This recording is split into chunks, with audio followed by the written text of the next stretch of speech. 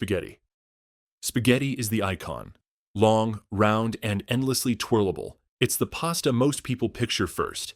It's perfect for light tomato sauces, rich carbonara, or that classic meatball combo.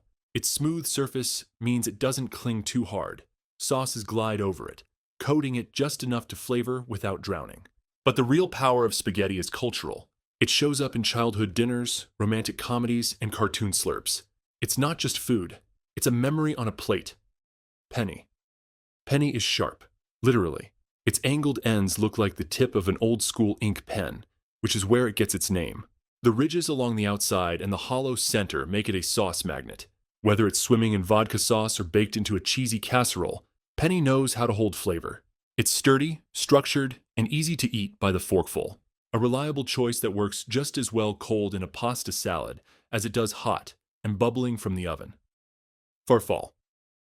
Farfalle is pasta that dresses up, shaped like a bow tie or butterfly. It's as fun to look at as it is to eat. The pinched center stays firm while the wings soften, giving each bite a satisfying contrast. It shines in creamy sauces, chilled dishes, or tossed with bright vegetables. Farfalle isn't trying to be fancy. It just is. Lighthearted, playful, and somehow always makes the plate feel more cheerful.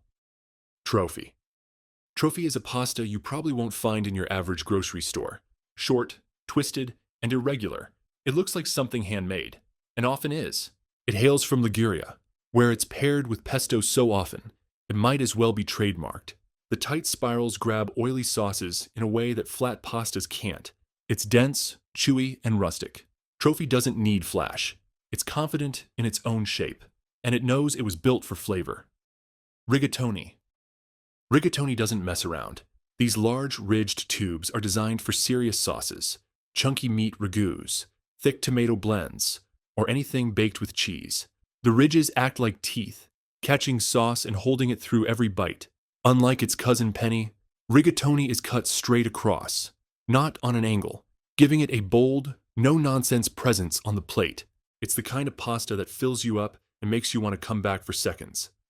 Linguine. Linguine is what happens when spaghetti flattens out just a bit. It's thin, slightly wide, and carries a silky elegance perfect for seafood and oil-based sauces. You'll find it dancing with clams, shrimp, or garlic and white wine. It's subtle but strong, delicate enough for light sauces, but substantial enough to anchor a dish. Linguine doesn't overpower. It balances. It complements. It listens to the sauce and echoes it with grace. Fusilli. Fusilli is a corkscrew of flavor.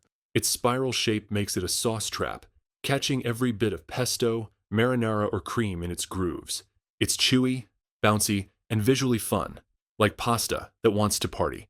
Whether hot or cold, fusilli adapts. It's a favorite for pasta salads because it doesn't turn soggy. It holds firm, it holds flavor, and it holds a special place in the hearts of people who like their meals with a little bit of twist. Casarecce. Casarecce looks like a rolled scroll or a strip of parchment curled in on itself. It's rustic, uneven, and full of charm. Traditionally from Sicily, it's built for sauces that are chunky and rich. Think eggplant, ricotta, sausage, or roasted tomato. Because of its open fold, every piece acts like a little envelope for flavor. It's not flashy, but once you try it, you get it. Casarecce is the kind of pasta that makes you feel like someone's nonna invited you to dinner. Ravioli. Ravioli isn't just pasta, it's a package deal. A thin dough exterior sealed around a surprise center. Cheese, meat, mushrooms, pumpkin, spinach, anything goes. They're usually square, sometimes round, and always comforting. Served with butter and sage, or swimming in tomato sauce, ravioli feels like the main character. You don't eat ravioli as a side. You eat it when you want the meal to be about the pasta. Ziti. Ziti is the quiet workhorse of baked pasta dishes. Smooth, straight tubes that line up perfectly in casseroles and catch sauce inside without stealing the show. It's got no ridges, no twists, just clean lines and a slightly thicker bite. It's made to be baked, drowned in sauce, and melted into cheese. Ziti doesn't need flair. It just needs heat, depth, and a big scoop. The result? Pure comfort in every forkful. Fettuccine. Fettuccine is wide, flat, and famously indulgent. It's the pasta of Alfredo dreams. Thick cream sauces, butter, and cheese clinging to every ribbon. Its name comes from the Italian word for little ribbons, and that's exactly what it looks like. Long strips of pasta, with just enough heft to handle rich sauces, without folding under pressure. Fettuccine is pure decadence, and it never apologizes for it. Bucatini. At first glance, bucatini looks like spaghetti, but look closer. There's a tiny hole running through the center, like a long, thin straw. That hollow core makes all the difference, letting sauces sneak inside and adding a slight chew when you bite down. It's especially good with thick, savory sauces like amatriciana, where the pasta doesn't just carry the sauce, it absorbs it. Bucatini is spaghetti with a twist, literally from the inside out. Campanelle. Campanelle means little bells in Italian, and that's exactly what it looks like. Fluted edges, rolled into cone-shaped curls, like a flower that just started blooming. It's perfect for creamy sauces, because the folds hold onto every drop, and the inside catches little bits of meat or vegetable. Campanelle is elegant without trying too hard, like pasta that came to the dinner party dressed up but still relaxed. Rotini. Rotini is like fusilli's younger, tighter cousin, short, spiral, and springy. It's built for texture and sauce adhesion, which makes it great for tomato-based dishes, pestos, or thick vinaigrettes in cold salads. Each bite feels alive, like it's snapping back a little with every chew. It's playful but dependable. You'll find it in family dinners, school lunches, and picnic bowls across the world. Orecchiette. Orecchiette means little ears, and that's exactly the shape. Small, round discs with a shallow center that catches sauce like a spoon. They're firm, chewy, and perfect for chunky sauces, especially ones with sausage, broccoli rabe, or chickpeas. The pasta cradles flavor in a way that feels intentional. Every bite feels like a complete mouthful. Orecchiette isn't flashy, it's soulful. Pastina. Pastina is tiny, really tiny, often served to children or used in soups. It's comfort food in its most delicate form. It cooks quickly and slips across the tongue like something halfway between a grain and a noodle. You won't see it as a star of a plated meal, but in a bowl of broth, with butter or cheese, it becomes something else entirely. It's the pasta equivalent of a warm blanket. Tortellini. Tortellini are little rings of pasta, stuffed with cheese, meat, or herbs, shaped almost like miniature dumplings, folded into themselves. They're plump, satisfying, and traditionally served in broth or tossed with light sauces. Each piece is a self-contained bite of richness, wrapped in tender pasta. It's one of the few pastas that feels like it could be finger food, dinner, or soup all at once. Paccheri. Paccheri are big, wide tubes, almost the size of cannoli shells, that beg to be stuffed, sauced, or baked. They originated in southern Italy and were once used to smuggle garlic across borders because they're that hollow. Today, they're used to hold chunky ragouts or fillings like ricotta and spinach. Eating paccheri feels deliberate, like you're biting into something that was meant to make a statement. Agnolotti. Agnolotti are delicate, pillow-shaped pastas, similar to ravioli, but usually smaller, and sealed with a pinch rather than a crimp. They often contain roasted meats, cheese, or vegetables, and are traditionally served with butter and sage or light broths.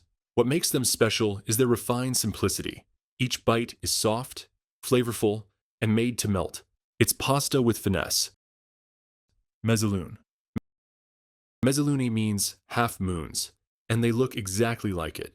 Folded, curved pockets with scalloped or smooth edges. They're similar to ravioli, but the shape gives them a more dramatic presentation. You'll find them stuffed with everything from cheese to pumpkin to seafood. They work well with browned butter or cream sauces that pool into the crescent folds, elegant and bold all at once. Orzo. Orzo looks like rice, but it's pasta. Tiny, oval-shaped, and incredibly versatile. It's often found in soups, but it can also be served like risotto, tossed in salads, or baked with cheese. Because of its small size, orzo cooks fast and absorbs flavor like a sponge.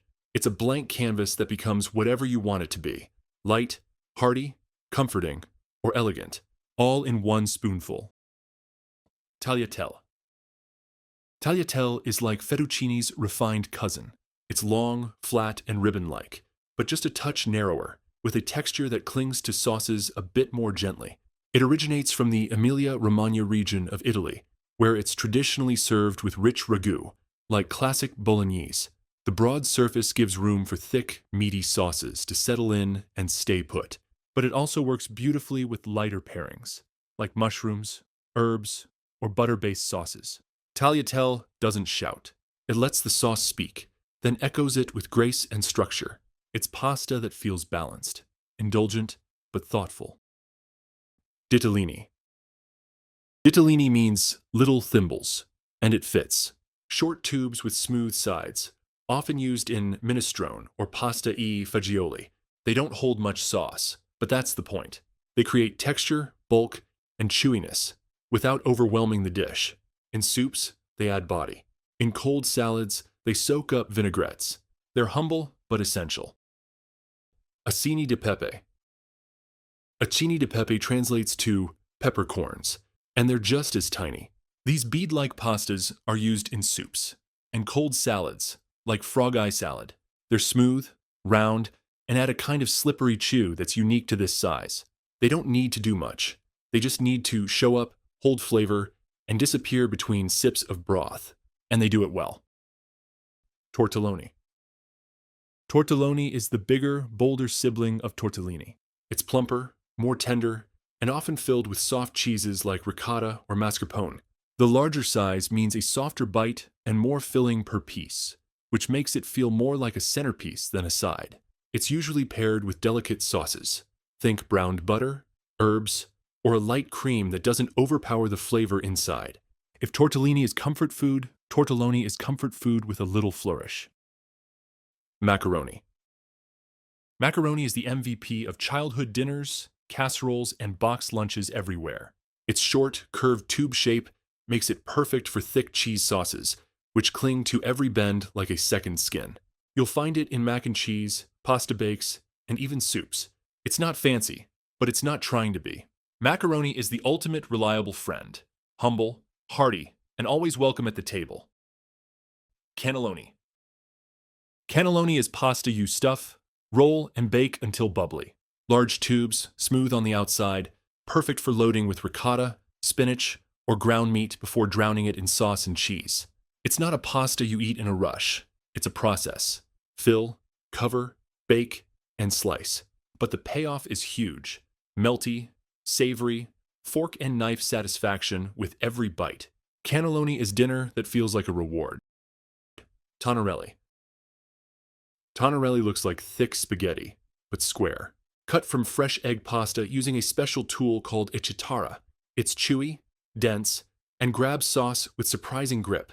It's most famous in Roman dishes like cacio e pepe, where the texture does half the work. Every strand feels substantial. Tonnarelli isn't delicate. It's bold, rustic, and unapologetically toothsome. Thanks so much for listening. Please like and subscribe to help us to deliver even more Food Explained. And if I forgot any of your favorite types of pasta, please leave a comment below and I'll hang my head in shame.